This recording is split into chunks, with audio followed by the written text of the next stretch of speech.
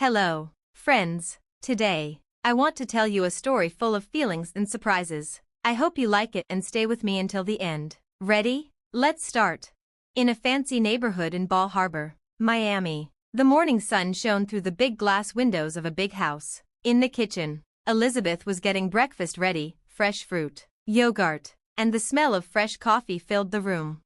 "David, will you work late tonight?" Elizabeth asked as she put coffee in front of her husband. Her long blonde hair shined in the sunlight. She wore a simple but nice dress because she was a senior manager at a big accounting company. "Yes, I have dinner with an important client. We will talk about a new project," David said while fixing his suit. He was a vice president at an investment bank and always looked perfect. He looked at his watch while tightening his fancy tie. "I see. Then I will probably work late too. But I look forward to weekends with family. That makes me happy," Elizabeth said with a smile. She loved the weekends when the family spent time together. Family meant everything to her. At the door, David kissed her lightly and said, "I'm leaving now." Watching him get into his expensive car, Elizabeth felt very happy. It was a perfect morning. This was the same every day. Sunday. The usual family dinner was about to start at the Smith's house. The soft light from the chandelier made the old dishes shine. "Elizabeth, you look a little tired. Is work too hard?" her mother, Carol, asked, bringing the delicious roast chicken to the table. Her cooking always made everyone happy. "Big sis, why don't you work less? I take it easy at my job," her sister Jennifer said. Jennifer wore perfect makeup and a fancy dress because she sold luxury houses, but her words had a hidden meaning about Elizabeth. "I'm fine. Just a bit tired. When this project ends, I'll take it slower," Elizabeth said with a smile to make her family feel better. Their father, Robert, started telling his usual stories about working in investment banking, the same stories about high society and deals. "In my time, trust was the most important thing, family and business. It all starts with trust," Robert said. His wife, Carol, nodded and said, "That's right. Looking good is very important." It was a calm Sunday evening. It would be their last family dinner before everything changed. That Tuesday, during an important meeting with a client, Elizabeth suddenly felt very sick. Her coworkers looked worried as she quickly left the meeting room. "You don't look well. Should you see a doctor?" her assistant, Jennifer, asked with concern. Elizabeth nodded weakly. "Mrs. Wilson, congratulations, you're pregnant," the doctor said with a kind smile. Elizabeth was speechless. She couldn't believe it. I don't know what to say." She felt both happy and surprised. She wanted to tell her family right away. Elizabeth took out her phone and tried to leave a message for her husband, but he didn't answer. The phone kept ringing with no reply. A few days later, Elizabeth went back to the hospital. Her morning sickness was very bad, so the doctor said she needed more tests to be safe. The quiet was broken only by the sound of the drip. She gently put her hand on her belly. Even though she was still surprised by the pregnancy, she felt real happiness inside. She looked up and saw a big TV on the wall. She picked up the remote and turned it on. Elizabeth watched the screen without paying much attention. It looked like a summer vacation ad. The video showed a huge cruise ship moving through clear green water. The best luxury cruise. Unforgettable memories on the world's largest ship. The video showed fancy dining rooms, a spa, pools, and happy people relaxing on deck. "We talked with some of the passengers. Then Elizabeth saw it. It's a wonderful cruise." The man on the screen was easy to recognize. It was David. Next to her husband in his fancy suit was? Elizabeth's eyes froze. Jennifer.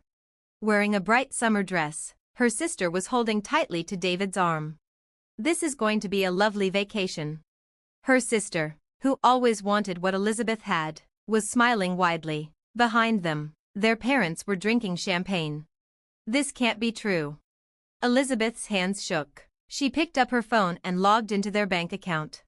Her hands trembled as she looked at the joint account statement. This can't be real. Cold sweat ran down her back.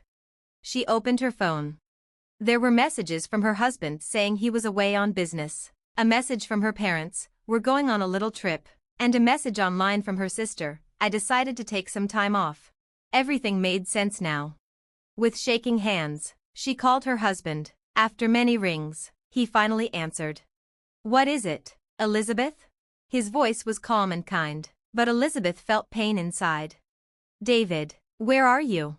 She tried to sound normal. "At the office, in an important meeting." But she could hear the sounds of waves and people laughing faintly on the phone. Elizabeth took a deep breath, like she was holding her last breath. "Enjoy yourself." Her words were cold, colder than she ever felt before. Then she hung up. The hospital room was quiet again. The cruise show was still playing on the TV, fancy parties, champagne, happy faces. It all felt so far away now.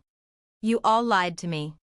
A quiet anger filled her, sadness from being betrayed, hatred, and a strong decision. Elizabeth slowly got out of bed. She walked to the window and looked down at Miami, the hot sun, shiny tall buildings, and far away, the port where the cruise ships left. "This ends now." She said the words like a promise. She gently put her hand on her belly, feeling the new life inside. Elizabeth smiled, a sad smile, but strong inside. "Mommy will make sure you have a happy life, I promise."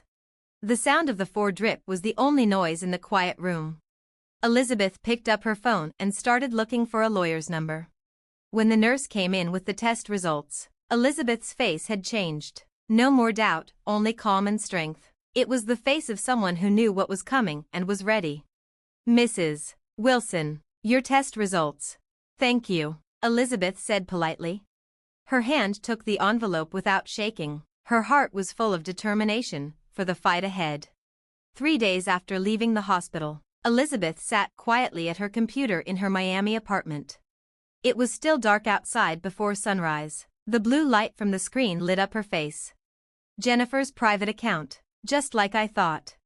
On the screen was her sister's private Instagram. It was usually locked, but Elizabeth got the password from Jennifer's ex-boyfriend, someone who had also been hurt by her. He helped without any hesitation. The latest post was from a week ago, a photo on the cruise ship deck. Jennifer, their parents, and David were all there, holding champagne glasses as the sun set. They all looked very happy. "You planned this for 6 months." As she scrolled, more proof showed up, messages about cruise bookings, plans to meet, and notes to keep Elizabeth in the dark. "Don't tell Big Sis. She's been feeling sick a lot lately." A message from Jennifer to their mother, pretending to be kind. Elizabeth sighed and went on to check something else. She opened her husband's work email. She remembered the password she had written down last Christmas, after David fell asleep during a late party. Now, it was very useful. The truth about the nights he said were business dinners started to appear. Dinner reservations with Jennifer. Receipts from fancy hotels. Company expenses for things they shouldn't be spending on. Every detail showed up in her search, proof that the betrayal was not only personal, but also involved money and work. He even used company money. He did wrong accounting, using his job as vice president at the bank, putting personal fun expenses as client dinners. The amounts were big. "I have enough proof." She picked up her phone and called a law firm. Even though it was early, a divorce lawyer answered right away. "Mrs. Wilson, we got the materials," the calm voice said. "With this much proof, we can win, especially the wrong accounting part, that's very important." "Thank you, but this isn't finished yet." Elizabeth went back to her computer. Now she had to check her parents. She looked at her father's retirement account. She checked her mother's event planning business money. And her sister's real estate deals. It was all connected. Some of her father's retirement money went to Jennifer's real estate company. From there, the money moved into her husband's investments. It looked normal, but it was a scheme, tax cheating and money laundering. So this is what family ties meant. With a bitter smile, Elizabeth started organizing the proof, one by one. Photos, emails, money records, all saved as digital files, ready to be used. "Ma'am, everything is ready." At 10 a.m., looking at the big pile of papers the lawyer brought, Elizabeth nodded quietly. Divorce talks, filing papers, fighting for property, and telling the company about the crimes. "Once we send this, there's no going back," the lawyer said. At those words, Elizabeth gave a small smile. My life has already passed the point of no return. Outside the window, Miami was busy as usual in the morning. The sunlight bounced off the tall buildings, like it was supporting her strong decision. Then let's start. She signed the papers one by one. Only the soft sound of the pen moving was heard in the quiet office. The social media post is ready too, the assistant said, giving her a tablet. The post was already written. To my dear family. Thank you for the good memories, and goodbye. There was a photo from the cruise, her husband and sister close together. Their parents drinking champagne behind them. It showed their fake happiness. You can post it any time. The report to the company is ready too. Elizabeth slowly stood and walked to the window. Looking down at Miami, she quietly said, "Tomorrow at 9 a.m., everything will be made public." There was no doubt in her voice. This wasn't revenge. It was a fight to tell the truth and get justice. And most of all, a fight for her unborn baby. "Baby, can you feel Mommy's promise?" She gently put her hand on her belly. The warm life inside gave her even more strength.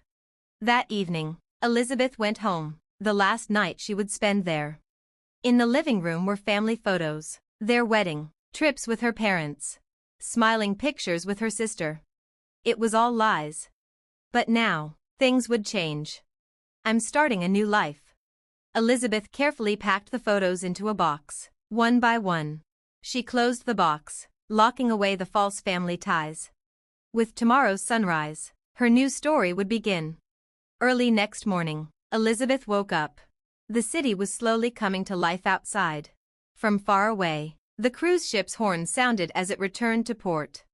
"Welcome home, dear family."